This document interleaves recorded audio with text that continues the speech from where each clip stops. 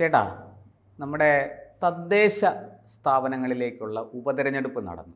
ഫലം പുറത്തു വന്നിട്ടുണ്ട്. ഒരു ബ്ലോക്ക് ഡിവിഷനിലടക്കം ആണ് ഉപതെരഞ്ഞെടുപ്പ് നടന്നത്.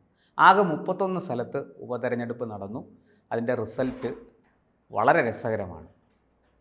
17 സ്ഥലത്ത് UDF ജയിച്ചു, 11 സ്ഥലത്ത് LDFും 3 സ്ഥലത്ത് BJPയും. നേരത്തെ അത് 15 LDFും 13 UDFും 3 BJPയും എന്ന നിലയ്ക്കായിരുന്നു. ഇപ്പോൾ വാസ്തവത്തിൽ LDFിനൊരു വലിയ തിരിച്ചടിയാണ്. 4 സീറ്റ് കയ്യിൽ നിന്ന് പോയി. തീർച്ചയായിട്ടും. അതേസമയം UDFിന് നേട്ടമാണ്. UDFിന് 11 എന്നുള്ളത് 17 സീറ്റ് കിട്ടിയിരിക്കുകയാണ്. നേരത്തെ അല്ല, 13 എന്നുള്ളത് 17 സീറ്റ് കിട്ടിയിരിക്കുകയാണ്. തീർച്ചയായിട്ടും. എന്താണ് ഇത് ഈ കഴിഞ്ഞ 2 ദിവസങ്ങളായിട്ട് ഭരണകൂടത്തിന് അടി കിട്ടുകയാണ്. ഒന്ന് ഹൈക്കോടതിയിൽ നിന്ന് ഒരടി കിട്ടി. അതാ വഴിയടച്ച് യോഗം നടത്തിയതിനെ സംബന്ധിച്ച് നമ്മളിവിടെ സംസാരിച്ചിരുന്നു. അതിന് ഹൈക്കോടതി നിശ്ചിതമായിട്ടാണ് വിമർശിച്ചിരിക്കുന്നത്. പിന്നൊന്ന് സുപ്രീം കോടതിയിൽ കോൺഗ്രസ് നേതാവിനെ സംരക്ഷിക്കാനുള്ള ഒരു ശ്രമമാണ് യഥാർത്ഥത്തിൽ ഭരണകൂടം, നമ്മൾ ഇടതുപക്ഷ ഭരണകൂടം നടത്തിയത്. കശുവണ്ടി വികസന കോർപ്പറേഷൻ അതിന് സുപ്രീം കോടതിയിൽ നിന്നും ഒരടി കിട്ടി. അതിന് തൊട്ടുപുറകെയാണ് ഈ തെരഞ്ഞെടുപ്പ് കൂടെ കിട്ടി. വയനാട് ദുരന്ത നിവാരണ ഫണ്ടിന്റെ കാര്യത്തിൽ കഴിഞ്ഞ ദിവസങ്ങൾ, ഇത് ഇന്നലത്തെ കാര്യമാണ് ഞാൻ പറഞ്ഞത്, കഴിഞ്ഞ ഒരു ദിവസത്തെ കാര്യമാണ്. അപ്പോൾ അതിനിടയിൽ ഈ ഒരു ജനകീയ വിധി എന്ന് പറയുന്നതും ഇപ്പോൾ എതിരായിരിക്കുന്നു എന്ന് പറഞ്ഞാൽ ഇത് സംസ്ഥാന അടിസ്ഥാനത്തിൽ നടന്നൊരു തെരഞ്ഞെടുപ്പാണെന്ന് പറഞ്ഞത്. ഇത് അതിലത്തെ രസകരമായ ഒരു കാര്യം, 3 പഞ്ചായത്തുകളിലെ ഭരണം നഷ്ടപ്പെട്ടിരിക്കുന്നു. LDFിന് 3 പഞ്ചായത്തുകളിലെ ഭരണം നഷ്ടപ്പെട്ടിരിക്കുന്നു. പാലക്കാട്ടുള്ള തച്ചമ്പാറ, തൃശ്ശൂരിൽ നാട്ടിക, ഇടുക്കിയിൽ കരിമണ്ണൂർ. ഇങ്ങനെ 3 പഞ്ചായത്തുകളിൽ 2 ഈക്വലായിരുന്നു. അവിടെ ഇപ്പോൾ കൂടുതൽ വാങ്ങിച്ചു. പിന്നെ മറ്റ് നേരത്തെ ഉണ്ടായിരുന്നതിൽ നിന്ന് കൂടുതൽ സീറ്റ് വാങ്ങിച്ചു ജയിച്ചു. അങ്ങനെ ഈ ഡിവിഷൻ ബ്ലോക്കിലെ ഒരു ഡിവിഷനിലും UDF ആണ് ജയിച്ചിരിക്കുന്നത് എന്നുള്ളതാണ്. അപ്പോൾ അത് ഈ സംസ്ഥാനാടിസ്ഥാനത്തിൽ നടന്ന ഒരു തെരഞ്ഞെടുപ്പ് എന്നുള്ള നിലയിൽ ഒറ്റ വാക്കിൽ ചോദിക്കട്ടെ, സംസ്ഥാനത്തെ ഭരണവിരുദ്ധ തരംഗം അല്ലേ വാസ്തവത്തിൽ UDFിനെ ജയിപ്പിച്ചു? സംസ്ഥാനത്ത് ഒരു ഭരണവിരുദ്ധ തരംഗം ഉണ്ടെന്ന് തീർച്ചയായിട്ടും ഇടതുപക്ഷ മുന്നണി മനസ്സിലാക്കിയേ മതിയാവും, അല്ലെങ്കിൽ അത് അംഗീകരിച്ചേ മതിയാവും. കാരണം അത് അംഗീകരിക്കാതെ അതിന് താത്വികമായ വിശദീകരണങ്ങൾ നൽകിയാൽ അത് എത്തിച്ചേരുന്നത് എവിടെ ആയിരിക്കുമെന്ന് ഊഹിക്കാവുന്നതേ ഉള്ളൂ. എന്തായാലും ഒരു ഞെട്ടൽ ഉളവാക്കിയിട്ടുണ്ട് എന്നത് സംശയമില്ലാത്ത കാര്യമാണ് ഈ തെരഞ്ഞെടുപ്പ് എന്ന് പറയുന്നത്. പൊതുവേ നമുക്കറിയാവുന്നതുപോലെ പലപ്പോഴും തദ്ദേശ സ്വയംഭരണ സ്ഥാപനങ്ങളിലേക്കുള്ള തിരഞ്ഞെടുപ്പിൽ ഇടതുപക്ഷത്തിനൊരു മുൻതൂക്കം കുറേ കാലങ്ങളായിട്ട് കേരളത്തിലുണ്ട്, പൊതുവെയുണ്ട്. തെരഞ്ഞെടുപ്പുകൾ പൊതുവായി നടക്കുന്ന തെരഞ്ഞെടുപ്പുകളായാലും ഉപതെരഞ്ഞെടുപ്പുകളായാലും ഒക്കെ അവർ മുന്നിൽ വരുന്ന ഒരു അവസ്ഥയുണ്ട്.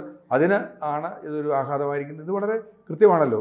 നേരത്തെ ഇവിടെ പറഞ്ഞതുപോലെ 13 നിന്നുമാണ് UDF. ചില വ്യത്യാസങ്ങളുണ്ട്, 1-2 ഈ സീറ്റുകൾ മാറി. പക്ഷെ മൊത്തത്തിൽ പറയുമ്പോൾ 13 നിന്നും 17 ഇവർ 11 താഴുകയാണ് ചെയ്തത്. LDF, BJP സീറ്റ് നിലനിർത്തുകയും ചെയ്തിരിക്കുന്നു. BJPക്ക് ഒരു സീറ്റ് നഷ്ടപ്പെട്ടു, പകരം വേറൊരു സീറ്റ് കിട്ടി. അങ്ങനെയാണെന്ന്.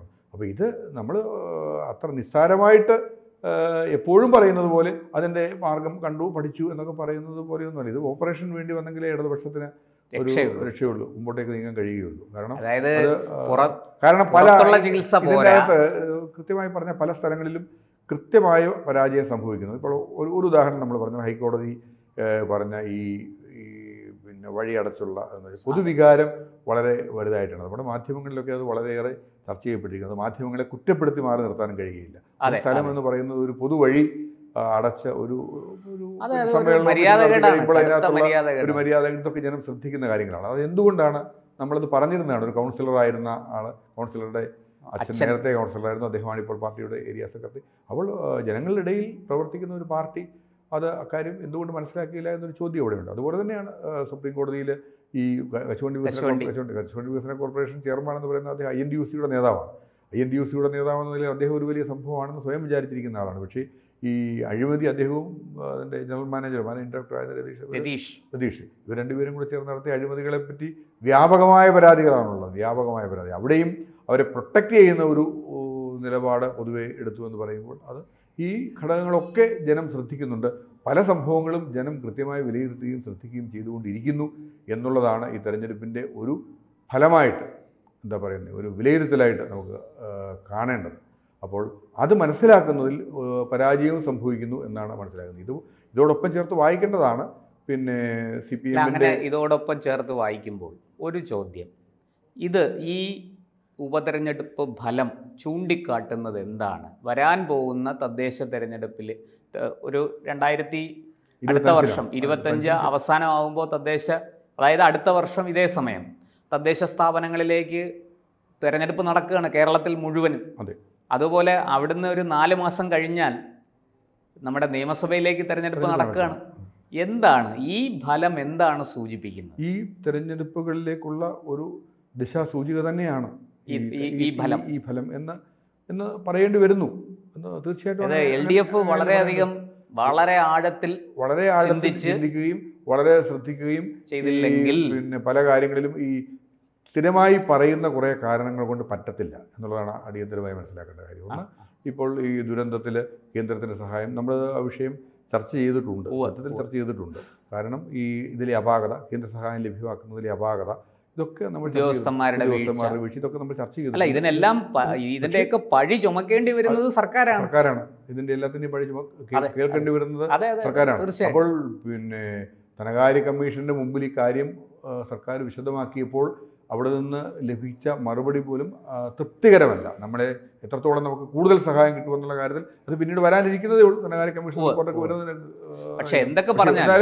എന്ത് പറഞ്ഞാലും ഇതൊക്കെ ഭരണ പരാജയത്തിലേക്ക് വിരൽ ചൂണ്ടുന്നതായിട്ടാണ് പിന്നെ ജനം വിലയിരുത്തുന്നത് എന്ന് മനസ്സിലാക്കിയില്ലെങ്കിൽ അത് അപകടകരമായിരിക്കും LDFനെ സംബന്ധിച്ചിടത്തോളം. വരാൻ പോകുന്ന ഈ ലോക്കൽ ബോഡി തെരഞ്ഞെടുപ്പും നിയമസഭാ തെരഞ്ഞെടുപ്പും അതായത് LDFന് ഭരണം നഷ്ടമാകാൻ സാധ്യതയുണ്ട് എന്നാണ് ഈ തെരഞ്ഞെടുപ്പ് ഫലം സൂചിപ്പിക്കുന്നത്.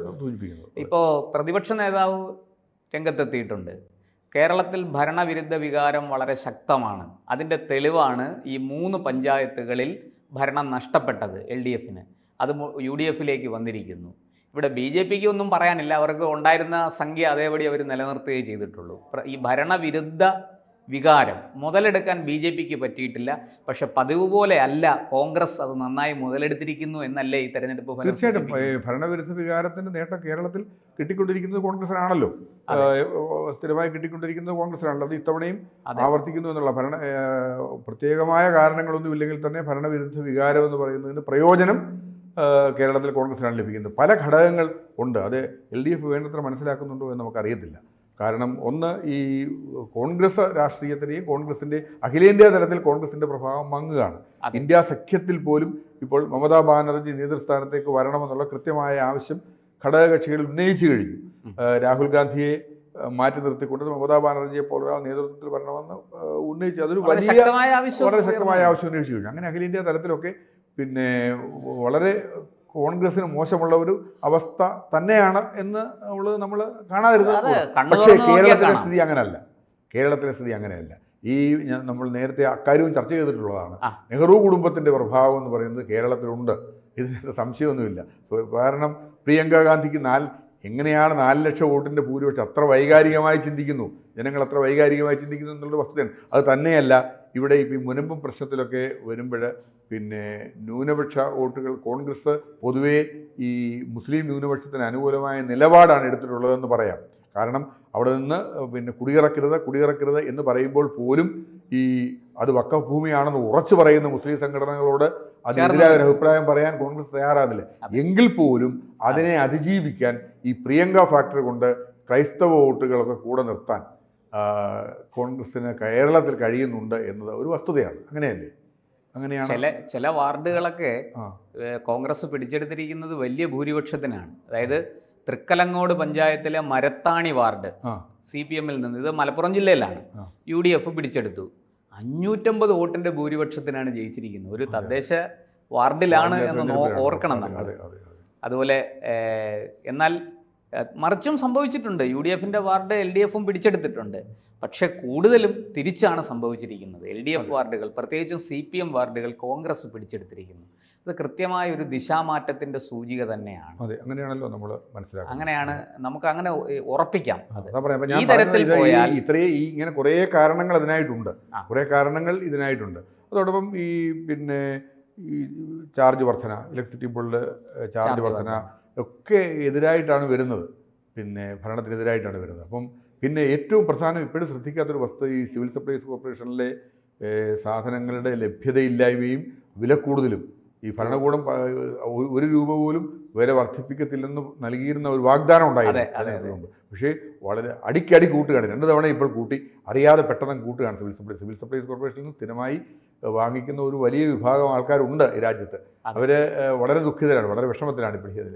ഇതൊക്കെ ഇങ്ങനെയുള്ള ചെറിയ ചെറിയ കാര്യങ്ങൾ മുതൽ വലിയ കാര്യങ്ങൾ വരെ ഈ ഭരണത്തിനെതിരായ വികാരത്തിന് കാരണമായിട്ടുണ്ടെന്ന് മനസ്സിലാക്കുകയും പരിഹാരം കണ്ടെത്താൻ നടപടികളെടുക്കുകയും ചെയ്തില്ലെങ്കിൽ ഇടതുപക്ഷ ജനാധിപത്യ മുന്നണിക്ക്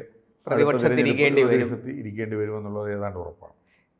കൂടുതൽ വാർത്തകളും വിശേഷങ്ങളും നിങ്ങളിലേക്ക് എത്താൻ ABC മലയാളം സബ്സ്ക്രൈബ് ചെയ്യുക, ബെൽ ബട്ടണും അമർത്തുക.